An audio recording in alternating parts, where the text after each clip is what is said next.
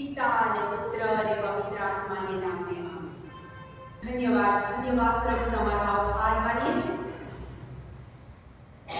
સ્વર્ગ અને પૃથ્વીને ઉત્પન્ન કરનાર અમારા નસકોરામાં પ્રાણ પૂરનાર પ્રભુ તમે અમને પુષ્કળ પ્રેમ કરો છો પ્રભુ આજે જ્યારે એક દિવસીય રિટ્રીટનું આયોજન થયું છે ત્યારે પવિત્ર આત્મા અહીંયા બેઠેલી એક વ્યક્તિ મારો અને બધાનો પવિત્ર આત્મા તમે કબજો લેજો પવિત્ર આત્મા સ્વર્ગીય બાબતો જે અમે સમજી નથી શકતા એ આજે વચનો દ્વારા પવિત્ર આત્મા તમને સમજાવો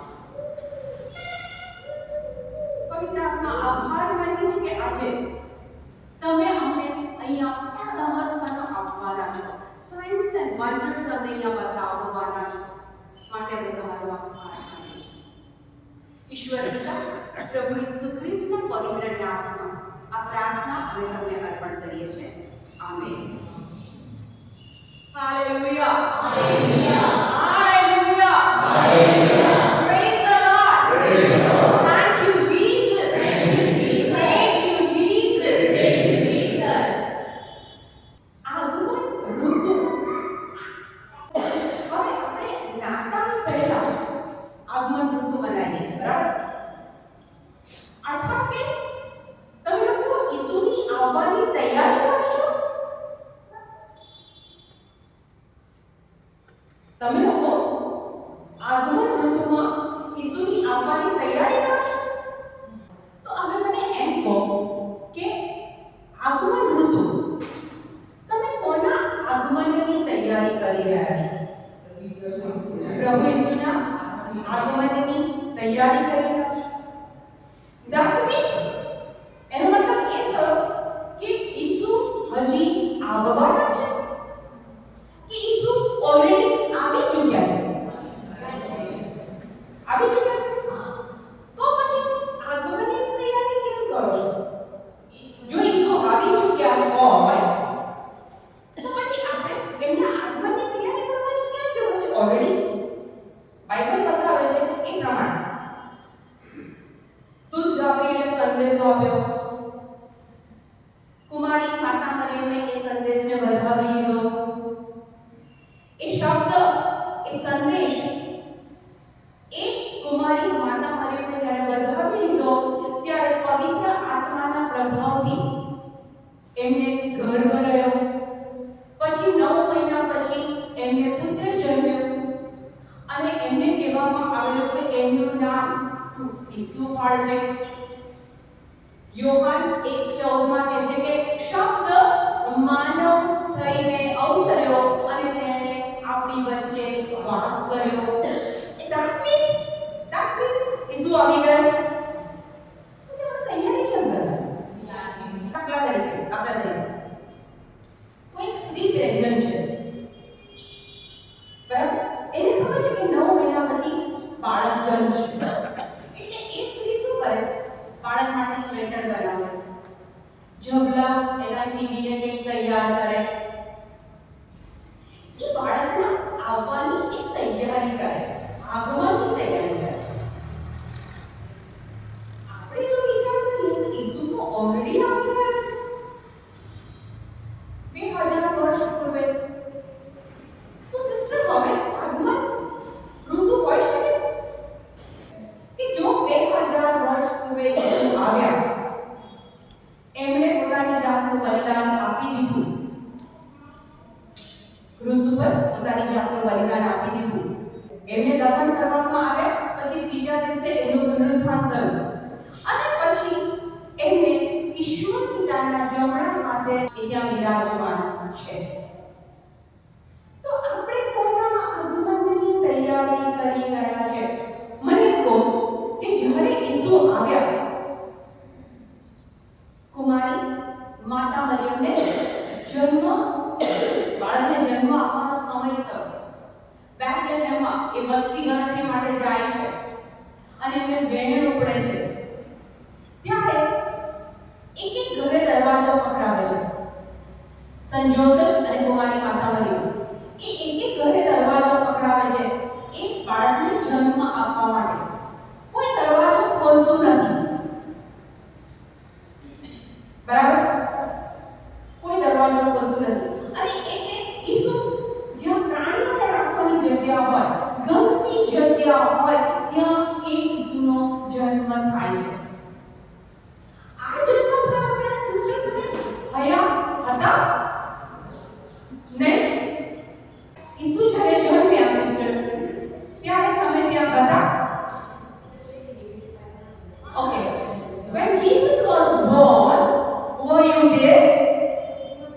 આપણે ઈસુ જ્યારે જન્મ્યા, ગમાણમાં જન્મે છે, ગરીબ અવસ્થામાં જન્મે છે, ત્યારે આપણે ત્યાં હતા નહીં. એટલે એ આગમનનો સમય, ઈસુને વેલકમ કરવાનો સમય, એ આગમન ઋતુ તો આપણી જતી રહે.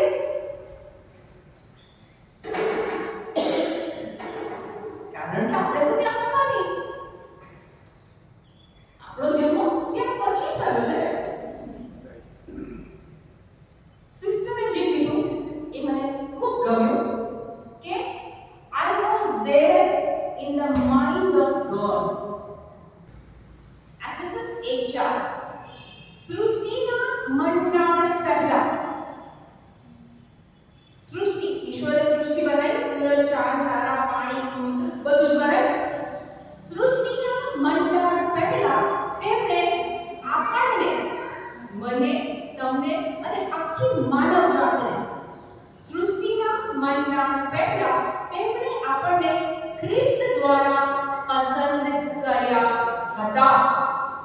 પ્રભુએ આદમ, હેવા બનાવ્યા, સૂરજ, ચાંદ બધું બનાવ્યું. એ પહેલા કશું જ નહોતું બનાવ્યું સિસ્ટર, કાંઈ જ બનાવ્યું નહોતું. એ પહેલા સૃષ્ટિના મંડાણ પહેલા તેમણે આપણને ખ્રિસ્ત દ્વારા પસંદ કર્યા હતા. ઈશ્વરની દયા, આપણે ખ્રિસ્ત દ્વારા પસંદ કર્યા છે. આપણે એમ સમજીએ છીએ કે દાવીદ રાજા, અબ્રાહમ પિતા, આ બધા જૂના કરારના જે પાત્રો છે એમના વિશે તમે વાંચો તો તમને એમ લાગે કે પ્રભુ એમને કેટલું પસંદ કરતા હતા. પ્રભુ એમને કેટલું પસંદ કરતા હતા. પણ વચન તો કહે છે કે એ લોકોને બનાવ્યા એ પહેલા તમને પસંદ કરેલા. તમે જેવા છો તેવા. જો કોઈ રવિવારે દેવળમાં ના જવાય તો ગિલ્ટી ફીલ થાય છે. તપ ઋતુના દિવસો હોય અને જો ઉપવાસ ના થાય તો ગિલ્ટી ફીલ થાય છે. અહીંયા તેવી કોઈ કેટેગરી નથી રહી. પ્રભુ ઈસુના આગમનની તૈયારી આ છે. આગમન ઋતુનું મહત્વ આ છે કે આપણે પ્રભુ આગળ આપણી એક કેટેગરી બનાવવાનો પ્રયત્ન કરીએ છીએ. મેં આટલા કર્મો કર્યા, મેં દાન ધર્મ કર્યું, હું રેગ્યુલર દેવળમાં ગઈ, મેં આટલા ઉપવાસ કર્યા, મેં આટલા તીર્થધામોની મુલાકાત કરી. એટલે આપણે આપણી જાતને એવું સમજીએ છીએ કે એ પ્રભુની આગળ હવે હું બરાબર છું, ફર્સ્ટ ક્લાસ. પ્રભુ કહે છે તું મેલો, ઘેલો, તું જેવી છે તે કેટલા પાપ કર્યા છે. માણસ સાથે પાપ થઈ જાય.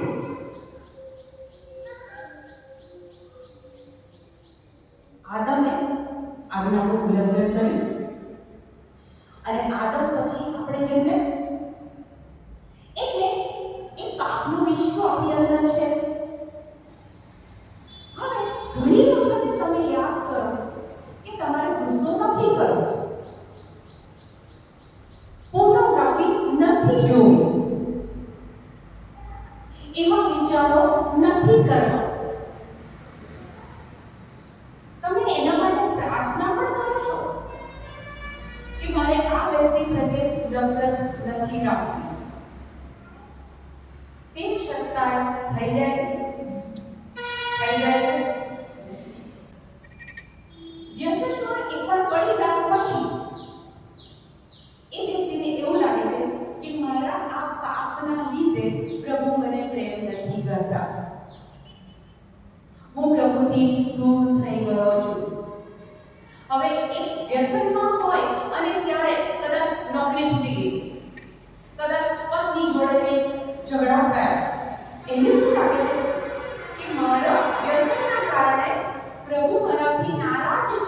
અને એટલે મારા જીવનમાં આ બધું બને છે. યશાયા 44:22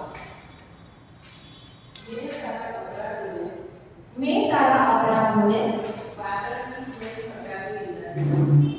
વચન કે છે મેં તારા અપરાધોને વાદળની જેમ હટાવી દીધા છે. તારા પાપોને ધુમ્મસની જેમ વિખેરી નાખ્યા છે. પ્રભુ કહે છે મેં તારા પાપોને વાદળની જેમ વિખેરી નાખ્યા છે, ધુમ્મસની જેમ હટાવી દીધા છે.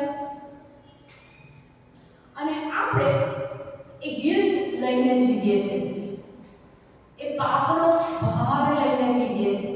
ભૂતકાળમાં કોઈ પાપ થયું હોય એટલે શૈતાન શું કરે, તમને એ પાપ યાદ કરાવ કરે અને તમને એ ગિલ્ટમાં, એ અપરાધ ભાવમાં રાખે.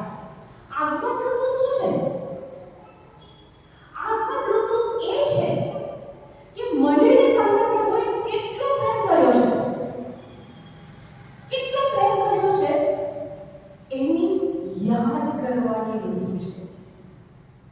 તમને ખબર છે પહેલા જૂનો કરાર, ઓલ્ડ ટેસ્ટમેન્ટ, એમાં એક સોલોમન રાજાએ મંદિર બાંધ્યું અને પછી ત્યાં એવો નિયમ હતો કે વર્ષમાં એકવાર જો તમે કોઈ પાપો કર્યા છે તો વર્ષમાં એકવાર મંદિરમાં જવાનું અને પછી કોઈ પ્રાણી, પશુ, પંખીનું ત્યાં બલિદાન આપવાનું, એનું લોહી ચડાવવાનું.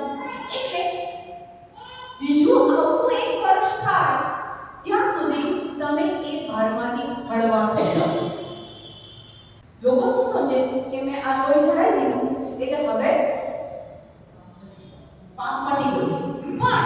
પણ એકચ્યુઅલમાં જોવા જઈએ તો જૂના કરારમાં એ જે નિયમ હતો પશુ કે પંખીનું લોહી ચડાવવાનું પાપને મિટાવવા માટે, ત્યારે પાપ કોઈ દિવસ મટ્યું નથી, પાપ કોઈ દિવસ તમારું ધોવાયું નથી. એ વખતે જો તમે તમારા પાપને લઈને પ્રાણીનું બલિદાન આપો તો એ કેવી પરિસ્થિતિ થતી હતી ખબર છે? એક ટેબલ પર અને એની ઉપર તમે ટેબલ ક્લોથ પાથરી દો. હવે એ ટેબલ ઉપર ડાઘા છે, કઈ શાકદાળના ડાઘા પડ્યા છે, પણ એની ઉપર જ્યારે તમે ફર્સ્ટ ક્લાસ ટેબલ ક્લોથ મૂકી દો તો એ ડાઘા તમને દેખાય ના દેખાય. એ જ રીતે જૂના કરારમાં જ્યારે પ્રાણીનું બલિદાન આપીને લોહી ચડાવતા હતા, લોહી ઓફર કરતા હતા, ત્યારે એ પાપો ખાલી ઢંકાતા હતા, ક્યારેય ધોવાયા નથી. પણ પ્રભુએ જોયું કે મારા લોકો નાશમાં જાય છે, પાપના કારણે મારા લોકો નાશમાં જાય છે. અને ત્યારે પ્રભુએ એક યોજના નક્કી કરી કે હવે મારે મારા પુત્રને મોકલવો પડે. ત્યારે ઈશ્વર પિતા પોતાના પુત્રને પૃથ્વી પર મોકલે છે અને એ હતું પ્રભુનું પહેલું આગમન. અને યહૂદી લોકો શું સમજતા હતા કે રાજા એટલે કે મહેલમાં આવશે, પૈસાવાળો હશે, અને ત્યાં લોકો છેતરાઈ ગયા. ઈસુ તો ગમાણમાં એક ગરીબ કુટુંબમાં જન્મે છે. એ ઈસુને એ વખતે પણ કોઈ સમજી ના શક્યું. અને એક પ્રશ્નાર્થ છે, આજે હું અને તમે ખરેખર શું એ ઈસુને ઓળખીએ છીએ? ખરેખર એ ઈસુને ઓળખીએ છીએ? કારણ કે વચનમાં એવું લખ્યું છે, યોહાન 17:3. યોહાન 17:3. આપણે ઈસુને ઓળખીએ છીએ? વચન સાંભળજો. અને શાશ્વત જીવન તો એ છે તેઓ એકવાર સાચા ઈશ્વર એવા તેઓ એટલે હું ને તમે સાચા ઈશ્વર એવા તને એટલે કે ઈશ્વર પિતાને અને તે મોકલેલા ઈસુ ખ્રિસ્તને ઓળખે. શાશ્વત જીવન શું છે? શાશ્વત જીવન શું છે? કરી. પણ ઈસુને જો નથી ઓળખતું, ઈશ્વર પિતાને નથી ઓળખતું. અહીંયા કહે છે કે તમારા ઢગલા પાપો હશે, મોટા મોટા પાપો હશે, પણ જો તમે એ સાચા ઈસુ ખ્રિસ્તને ઓળખો છો, એ ઈશ્વર પિતાને ઓળખો છો, તો તમને અનંત જીવન, એવરલાસ્ટિંગ લાઈફ મળી ગઈ છે. હું નથી કહેતી, વચન કહે છે. શું નામ છે ભાઈ તમારું? રાજેશભાઈ પાસે એક મોટું ઘર છે. આ તમારી દીકરી છે. શું નામ બેટા તારું? સ્તુતિ. રાજેશભાઈ પાસે એક મોટું ઘર છે. હવે એમની દીકરી સ્તુતિ, એને રહેવાની ચિંતા કરે. પપ્પા પાસે, રાજેશભાઈ પાસે ઘર હોય તો સ્તુતિને રહેવા માટે કોઈ ચિંતા કરે? હું ક્યાં રહીશ, કેવી રીતે રહીશ, શું ખાવાનું? પપ્પાનું ઘર તૈયાર છે. પણ હવે કલ્પના કરો કે સ્તુતિ પપ્પાનું ઘર છોડી દે. કોઈ અતો-પતો એને મૂક્યો નથી, એની પાસે ફોન નથી, એટલે રાજેશભાઈ સ્તુતિનો કોન્ટેક્ટ કરી શકે એવો કોઈ ચાન્સ નથી. મોટું ઘર હોય ને, બધી ફેસિલિટી હોય ને, સ્તુતિને તકલીફ પડી શકે છે પપ્પાથી છૂટું પડ્યા પછી? પપ્પાથી છૂટું થાય તો તકલીફ પડી શકે છે. એ જ સ્થિતિ મારી ને તમારી છે.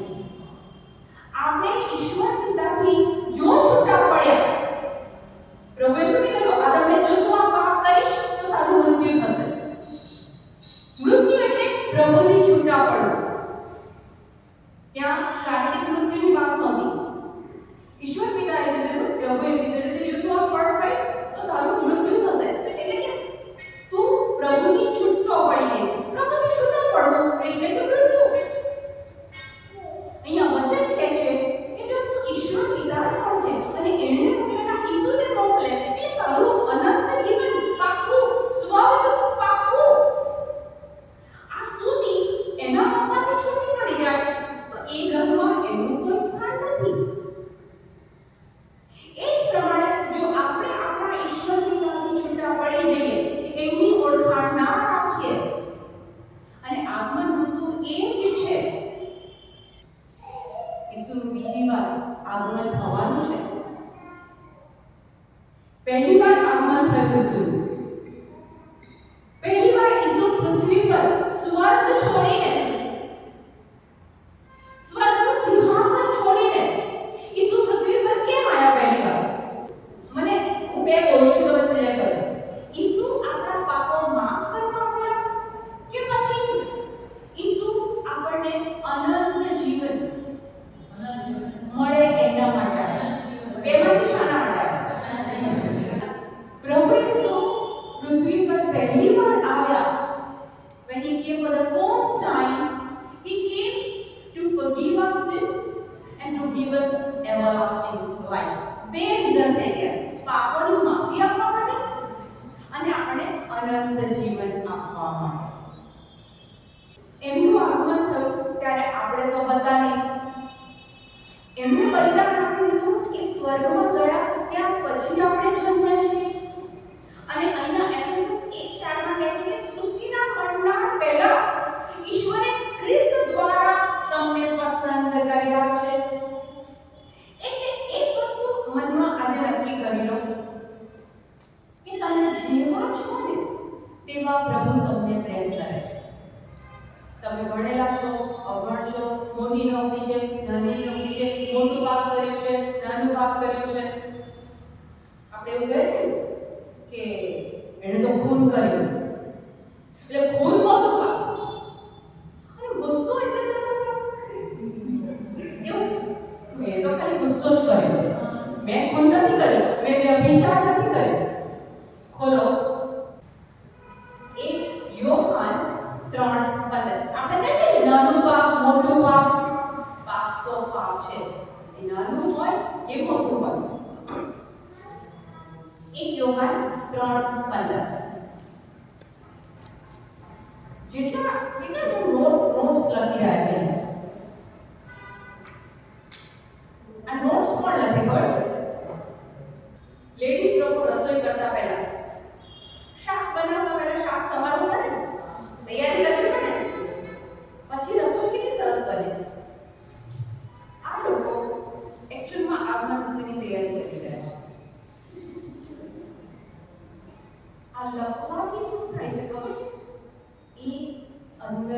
ઊંડું ઉતરે છે.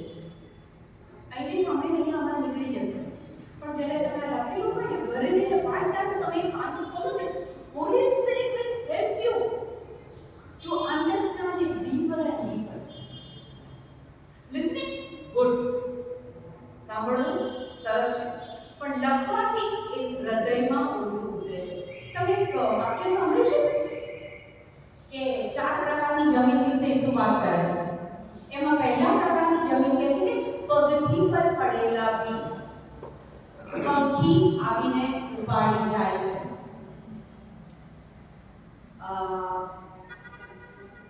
પગથી પર પડેલા બી એટલે કેવા? ખેતર હોય ને, ખેતર ની અંદર એક રસ્તો જતો, કેડી ખેડૂતને ચાલવું હોય તો ખેડૂત એના દાણા ઉપર નહીં ચાલે, એ પેલી પગથી કેડી ઉપર ચાલશે. હવે કેડી હોય, ચાલીને કઠણ બની ગઈ હોય, એટલે જ્યારે ખેડૂત દાણા નાખે તો એ પગથી પર જે બી પડે એ અંદર ના જાય, એ ઉપર જ રહી જાય, એટલે પંખી આપે અને ઉપાડી જાય. એનું ડીપર મીનિંગ આપણે સમજીએ, સમય નથી લેતા, હું વાંચી લઉં છું. માથીના પુસ્તકમાં 13મા અધ્યાયમાં એક વચન કહે છે, જ્યારે કોઈ ઈશ્વરના રાજ્યની વાણી સાંભળે,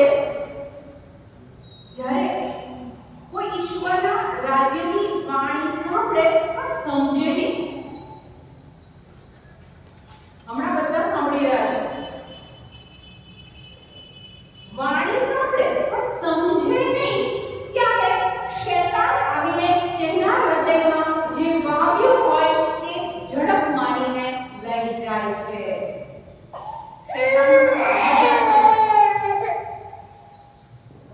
કોઈ વ્યક્તિ પ્રભુવાણી સાંભળે પણ જો એ ઊંડી ના હોય તો સમજ ના પડી હોય તો શૈતાન એ જે બી વાવ્યું હોય એ ઝડપ મારીને લઈ જાય છે. 1 યોહાન 3:15 જે કોઈ પોતાના ભાઈ ઉપર દ્વેષ એટલે ગુસ્સો રાખે છે તે ખૂની છે. સાંભળ્યું? એ ખૂની છે. જે કોઈ પોતાના ભાઈ ઉપર દ્વેષ એટલે કે ગુસ્સો રાખે છે તે ખૂની છે. આ વચન સાંભળો છો? જે કોઈ પોતાના ભાઈ ઉપર ગુસ્સો રાખે છે તે ખૂની છે. સેલ્ફ એક્ઝામિનેશન કરીએ કે ભાઈ પર, બહેન પર, મમ્મી પર, પોતાની સાથેના રહેતા નર્સ, સિસ્ટરો પર, કુટુંબીજનો પર કેટલી વાર ગુસ્સો કર્યો આપણે? વચન કહે છે કે તમે ગુસ્સો કરો એટલે તમે ખૂની છો. એટલે હવે ગુસ્સો એ અનુભવ એવું રહ્યું. બાઇબલ વાંચીએ ને ત્યારે ખબર પડે કે આપણે જેને બહુ નાની બાબત સમજીએ છીએ એ કેટલી મોટી બાબત છે. લોકો એવું માને છે કે ગુસ્સો થઈ ગયો એમાં શું? વચન કહે છે કે જો તમે ગુસ્સો કરો છો તો તમે ખૂની છો. અને આ છે આપણી આગમન ઋતુની તૈયારી. આ એક મીણબત્તી સળગી ગઈ જો આપણા જીવનમાં કે ગુસ્સો જ્યારે હું કરું ત્યારે હું ખૂન કરું છું. જો આ એક મીણબત્તી આપણા જીવનમાં સળગી ગઈ, આ એક પ્રકાશ આપણા જીવનમાં જો આવ્યો તો સાચી ઈસુની આવવાની તૈયારી આપણે કરી રહ્યા છીએ. આગમન ઋતુની ઉજવણી, નાતાલની તૈયારીના ભાગરૂપે આપણે જે આગમન ઋતુ મનાવીએ છીએ, આપણા માટે આગમન ઋતુ એક 4 અઠવાડિયા. એ આગમન ઋતુ એક વખત તો મેં કીધું એ પ્રમાણે ઈસુ આવી ગયા, હવે બીજી વાર ઈસુ આવવાના છે. પહેલી વાર ઈસુ આવ્યા એ આપણા પાપોને ધોવા, આપણા પાપોને મિટાવવા અને આપણને અનંત જીવન મળે, સ્વર્ગીય કાયમ જીવન પ્રભુ સાથે મળે કિંમત ચૂકવી દીધી. એટલે અનંત જીવન અને પાપની માફી એના માટે ઈસુ પહેલી વાર આવ્યા. ઓકે, હવે તમને એ ખબર છે કે ઈસુ બીજી વાર પણ આવવાના છે. સેકન્ડ અરાઇવલ, બીજી વખત ઈસુ આવવાના છે. વચનમાં કહે છે વાદળો ઉપર આરૂઢ થઈને પ્રભુ આવશે, ઈસુ આવશે. અને ત્યાં વચનમાં એક જગ્યાએ કહે છે કે બે ભાઈઓ ઘઉંનું દળતી હશે, પેલા ઘઉં એકને સ્વર્ગમાં લેશે, બીજીને નહીં લે. બે જણ સૂતા હશે પથારીમાં, એકને સ્વર્ગમાં લેવામાં આવશે, બીજાને નહીં લેવામાં આવે. અને ત્યાં આપણી આગમનની સાચી તૈયારી આવે છે. બીજી વાર આવશે, એક વાર આવ્યા પાપ માફ કરી દીધા. વચનમાં કહે છે કે ઈસુ જ્યારે છેલ્લો શ્વાસ છોડે છે ત્યારે મંદિરનો પડદો ચીરાઈ ગયો. એ મંદિરનો પડદો ચીરાઈ ગયો એનો મીનિંગ એ છે કે આપણે અને પિતા વચ્ચે એક ઓબ્સ્ટેકલ, એક અંતરાય હતું. ઈસુએ એના બલિદાનથી એ પડદાને, એ ઓબ્સ્ટેકલને હટાવી દીધું છે. એટલે હવે આપણા માટે ઈસુના બલિદાનના કારણે સ્વર્ગ ખુલી ગયું છે, એનો દરવાજો ખુલી ગયો છે. પણ જો આ સંસારની આંટીઘૂંટી, નોકરી, હું મોટી, તું નીચો, તું ખોટો, હું સાચી, જો એ પડોશમાં પડી ગયા, જો એ ઈસુને આપણે નથી ઓળખતા, એના બલિદાનમાં જો આપણને શ્રદ્ધા નથી, એના લોહીમાં જો શ્રદ્ધા નથી, એના શરીર પર પડેલા ઘાની અંદર જો શ્રદ્ધા નથી, તો બીજી વખત ઈસુ આવશે. માથી 28:20 લખે છે કે યુગના અંત સુધી હું તારી સાથે છું.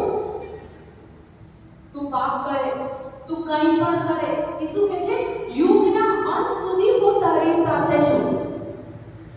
પછી હિબ્રુ 9:28 ખ્રિસ વચન કહે છે તેમ ખ્રિસ પણ બધાના પાપોને ભરી લેવા, મારા અને તમારા બધાના પાપોને ભરી લેવા एक बार का अर्पण है. क्रूस पर एक बार का अर्पण है. અને બીજી વાર સેકન્ડ અરાઇવલ, બીજી વાર નું આગમન, બીજી વાર પાપનું નિવારણ કરવા નહીં, પણ પોતાની પ્રતીક્ષા કરનારાઓને પણ બીજી વખત આવશે. ત્યારે શું કહે છે કે બીજી વાર પાપોને નિવારણ કરવા માટે નહીં, પણ પોતાની પ્રતીક્ષા કરનારાઓને મુક્તિ અર્પણ કરવા આવશે. પહેલી વખત આયા પ્રભુ કહે છે જે પાપો થયા હું બધા માફ કરું છું, ખાલી મને ઓળખો, પિતાને ઓળખો. પણ જ્યારે બીજી વાર આવશે ત્યારે પાપોની માફી આપવા માટે નહીં આવે. અહીંયા કહે છે પોતાની પ્રતીક્ષા કરનારાઓને મુક્તિ અર્પણ કરવા માટે આવશે. આગમન ઋતુ કોની પ્રતીક્ષા કરવાની છે? જે બીજી વાર આવવાનો છે, જે આપણો ન્યાય કરવાનો છે, જેણે આપણા માટે બલિદાન આપ્યું છે, જેણે આપણા માટે સ્વર્ગનો દરવાજો ખોલી દીધો છે. આગમન ઋતુ એના માટેનો સમય છે. બાઇબલ ખોલીએ અને ઈસુએ મારા માટે શું કર્યું છે? યશાયા 44:22 માં કહે છે મેં તારા પાપો વિખેરી નાખ્યા છે, હટાવી દીધા છે. તો જ્યારે આપણે આ વાંચીએ છીએ ત્યારે ઈસુ કોણ એની ઓળખાણ પડે છે આપણને. એટલે આગમન ઋતુમાં બાઇબલમાંથી વચનો દ્વારા ઈસુને ઓળખીએ, એ ઈશ્વર પિતાને ઓળખીએ. હવે એક ખૂબ મહત્વની છેલ્લી બાબત બોલાવું છું કે હમણાં એ પ્રમાણે જૂના કરારમાં પાપ થાય, પ્રાણી કે પક્ષીનું બલિદાન આપવાનું અને એમાંથી છૂટા થઈ જવાનું. પણ મેં કીધું એ પ્રમાણે વચન અનુસાર એ પાપ ધોવાતા નહોતા, એ પાપ ઢંકાઈ જતા. હવે ઈશ્વર પિતાએ નક્કી કર્યું કે આ પાપ તો વધી રહ્યું છે. એક જ વખતના બલિદાનથી મારી આખી માનવ જાતને, મેં જેને સર્જન કર્યું છે, મેં જેના નસકોરામાં પ્રાણ મૂક્યો છે, એ મારા વહાલા બાળકોને એક જ વરાપત્રના બલિદાનથી હું બચાવી. હવે ઈસુ જ્યારે જૂના કરારમાં એ પેલું મેં કીધું કે શલોમોન રાજાએ મંદિરમાં કર્યું અને પછી એમાં પેલું લોહી ચડાવવાનું પ્રાણીનું બલિદાન, ત્યારે એ જે મંદિર હતું ને, એ મંદિરના મુખ્યત્વે ત્રણ ભાગ. એ જે મંદિર હતું એમાં આખો બહારનો જે ભાગ હતો, જે પ્રમાણે આ ચર્ચની આજુબાજુ આખી જમીન છે, એ પ્રમાણે મંદિરનો જે બહારનો ભાગ હતો ને, ત્યાં તમારા મારા જેવા લોકો, લે પીપલ, બધે હરી શકે, ફરી શકે. બરાબર? પછી મંદિરનો બીજો ભાગ આવે કે જ્યાં માત્ર પુરોહિતો, એ વખતે જે પુરોહિતો હતા, એટલે મંદિરના બીજા ભાગની અંદર ફક્ત પુરોહિતો આવી શકે, જઈ શકે. ત્યાં બહારના લોકો અંદર આવી શકે નહીં. અને પછી મંદિરની વચ્ચેનો ભાગ, એને એવું કહેવામાં આવે અતિ પવિત્ર ગર્ભગૃહ. મંદિરનો વચ્ચેનો ભાગ અતિ પવિત્ર ગર્ભગૃહ. એ જગ્યા કેવી ખબર છે? ત્યાં પ્રભુ બિરાજમાન. જૂના કરારમાં અને નવા કરારમાં આ મુખ્ય તફાવત છે. નવા કરારમાં ઈસુના બલિદાન પછી બાપ્તિસ્માના દિવસે પવિત્ર આત્માની ભેટ મળી છે તમને.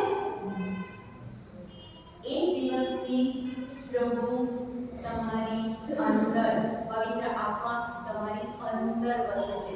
જૂના કરારમાં પ્રભુ કેવા વસતા હતા? અતિ પવિત્ર ગર્ભગૃહ. એક જ જગ્યાએ પ્રભુ વિરાજમાન હોય. પ્રભુએ સોલોમન પાસે મંદિર બંધાવ્યું અને પ્રભુએ જગ્યા નક્કી કરેલી, એટલે પ્રભુ એક જ જગ્યાએ રહે. હવે વર્ષમાં એકવાર જે મુખ્ય પુરોહિત હોય ને, એ મુખ્ય પુરોહિત વર્ષમાં એકવાર પોતાના પાપો અને લોકોના પાપો નું નિવારણ કરવા માટે એ લોહી લઈને અતિ પવિત્ર ગર્ભગૃહમાં જાય. સમજો, આગળ જે લેવાની છું એમાં આ સમજવું જરૂરી છે. લોહી વગર પાપ ધોવાય નહીં. એ વખતના નિયમ પ્રમાણે વર્ષમાં એકવાર મુખ્ય પુરોહિત અતિ પવિત્ર ગર્ભગૃહમાં જાય, લોકોના અને પોતાના પાપોના નિવારણ માટે. હવે જ્યારે અંદર જાય ત્યારે એના કમર ઉપર એક પટ્ટો બાંધવામાં આવે અને એ પટ્ટાનો છેડો બહાર, મંદિરની બહાર પેલા પુરોહિતો પાસે હોય. જો એ વખતે પ્રભુની નજરમાં એ વડો પુરોહિત પાપી ઠરે, પ્રભુની હાજરીમાં જો એ વડો પુરોહિત પાપી ઠરે તો ઓન ધ સ્પોટ એ મરી જાય. અને જો વધારે સમય સુધી એ પુરોહિત બહાર ન આવે, એટલે બહારવાળા સમજી જાય કે એ વડા પુરોહિત ત્યાં મૃત્યુ પામ્યા છે, એટલે પટ્ટાથી પેલો જો અમારે પટ્ટો બાંધ્યો હોય ને, એનાથી ખેંચીને એમને બહાર કાઢવામાં આવે. આ જૂના કરારમાં વર્ષમાં એકવાર મુખ્ય પુરોહિત ખાલી પ્રભુને મળી શકતા હતા. બાકીના લોકો તો પ્રભુને મળી જ નહોતા શકતા. પણ નવા કરારમાં ઈસુના બલિદાન પછી એ પ્રભુ આપણી અંદર વસે છે. પવિત્ર આત્મા આપણી અંદર વસે છે. હવે પ્રભુએ જોયું કે આ રીતે પાપનું નિવારણ તો થતું નથી. એટલે એક વખતનું પ્રભુ ઈસુનું બલિદાન આપણે વચનમાં વાંચીએ. ખોલો ને, હિબ્રુ 9:12 એક વચન આપણે લઈશું. જેવા સમર્થ અને શ્રેષ્ઠ કર આત્મા કઈ આ છે ને, આ હિબ્રુનું આ વચન લખી લેજો, ઘરે જઈને વાંચજો. જો આપણે જ્યારે પ્રાર્થના કરવા બેસીએ છીએ ને, ત્યારે આપણે પ્રભુ સાથે વાત કરીએ છીએ. પણ જ્યારે તમે બાઇબલ વાંચો છો ત્યારે પ્રભુ તમારી જોડે વાત કરે છે. આ એક અલૌકિક અલગ અનુભવ છે. જ્યારે તમે બાઇબલ વાંચો ત્યારે પ્રભુ તમારી જોડે વાત કરે છે. અહીંયા આજે પ્રભુ તમારી જોડે વાત કરે છે. આ વચન ધ્યાનથી સાંભળો. હિબ્રુ 9:12 એવા મહત્તર અને શ્રેષ્ઠતર તંબુમાં થઈને પરમ પવિત્ર ધામમાં એકવાર તો પ્રવેશ કર્યો છે. અહીંયા કહે છે કે શ્રેષ્ઠતર તંબુમાં થઈને પરમ પવિત્ર ધામમાં એકવાર તો પ્રવેશ કર્યો છે. કોણે? ઈસુએ. તેઓ પોતાની સાથે બકરા અને વાછરડાનું નહીં, પણ પોતાનું લોહી લઈ ગયા છે. Very important thing. તેઓ પોતાની સાથે, એટલે કે ઈસુ પોતાની સાથે બકરા અને વાછરડાનું નહીં. પેલો મુખ્ય પુરોહિત છે, અતિ પવિત્ર ગર્ભગૃહમાં જાય ત્યારે ઘેટા બકરાનું લઈને જાય છે. અહીંયા વચનમાં કહે છે કે તેઓ પોતાની સાથે બકરા અથવા વાછરડાનું નહીં, પણ પોતાનું લોહી લઈને ગયા છે અને આપણે માટે શાશ્વત મુક્તિ પ્રાપ્ત કરી છે. ઈસુ બીજા કોઈનું લોહી લઈને ઉપર નથી ગયા. પડદો ચીરીને જ્યારે ઉપર જાય છે ત્યારે પ્રાણી બકરાનું કે વાછરડાનું લોહી લઈને નથી ગયા. એ પોતાનું લોહી લઈને ગયા છે. મારા અને તમારા પાપો ધોવા માટે એ પોતાનું લોહી લઈને ગયા છે. અને એકવાર, only once, શ્રદ્ધા રાખો તો તમારો ઉદ્ધાર છે. એમાં પ્રભુમાં ઈસુના લોહીમાં વિશ્વાસ રાખો, શ્રદ્ધા રાખો તો તમારી મુક્તિ પાકી છે. ઈસુ કહે છે તમારા ઢગલા પાપો મેં મારા લોહીમાં ધોઈ નાખ્યા છે. હવે જો મારાથી કે તમારાથી આજે પાપ થઈ જાય છે, પણ જો મને ઈસુમાં શ્રદ્ધા છે, એ ઈસુને હું ઓળખું છું, એના બલિદાનમાં મને શ્રદ્ધા છે, તો વચન અનુસાર આપણે માટે શાશ્વત મુક્તિ પ્રાપ્ત કરી છે.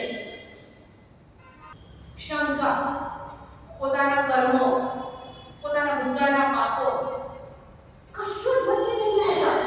આગમન ઋતુની જો સાચી તૈયારી કરતા હોય તો આ છે સાચી તૈયારી. એફેસસ 2:8 ધ્યાનથી સાંભળજો. એની કૃપાથી જ શ્રદ્ધાને કારણે તમારો ઉદ્ધાર થયો છે. Once again I'm reading. એની કૃપાથી તમારી શ્રદ્ધાના કારણે તમારો ઉદ્ધાર થયો છે. ઈસુની કૃપાથી, ઈસુના બલિદાનથી, ઈશ્વર પિતાના પ્રેમથી તમને મુક્તિ મળી ગઈ છે. ઈસુ કહે છે જો તું મારામાં શ્રદ્ધા રાખે છે તો એની કૃપાથી તમારી શ્રદ્ધાના કારણે તમારો ઉદ્ધાર થયો છે. આગળ વાંચો. એમાં તમારું કર્તૃત્વ નથી. તમારી મુક્તિ એ તો ફ્રી ગિફ્ટ છે. મફતમાં પ્રભુએ આપી દીધી છે. તમારું કર્તૃત્વ, તમારા કર્મોનું કે મહત્વ નથી. વાંચો આગળ. એ ઈશ્વરની બક્ષિસ છે. It's a gift of God.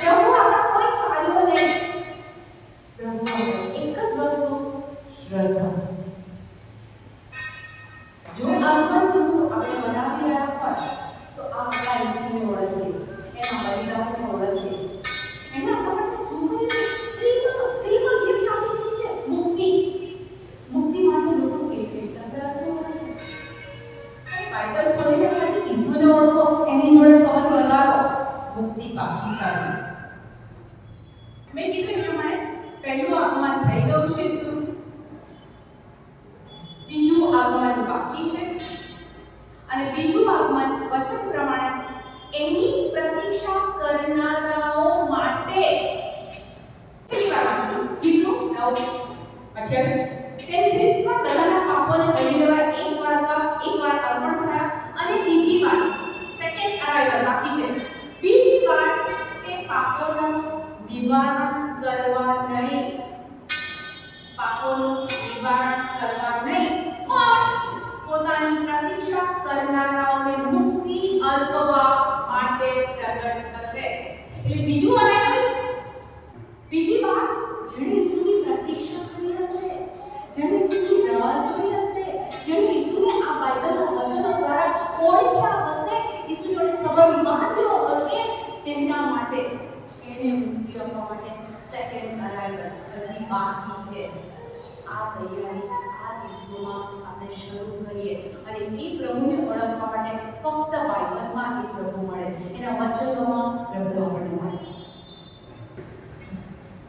ધન્યવાદ ધન્યવાદ પ્રભુ. વહાલા ઈસુ, આગમન ઋતુ અને આગમન ઋતુની તૈયારી ઈસુ તમારા વચનો દ્વારા તમે અમને સમજાવ્યું. ઈસુ, તમે બીજી વાર આવવાના છો અને તમારી પ્રતીક્ષા કરનારાઓને મુક્તિ આપવા માટે આવવાના છો. ઈસુ, આ સત્ય આજે અમને સમજાવ્યું.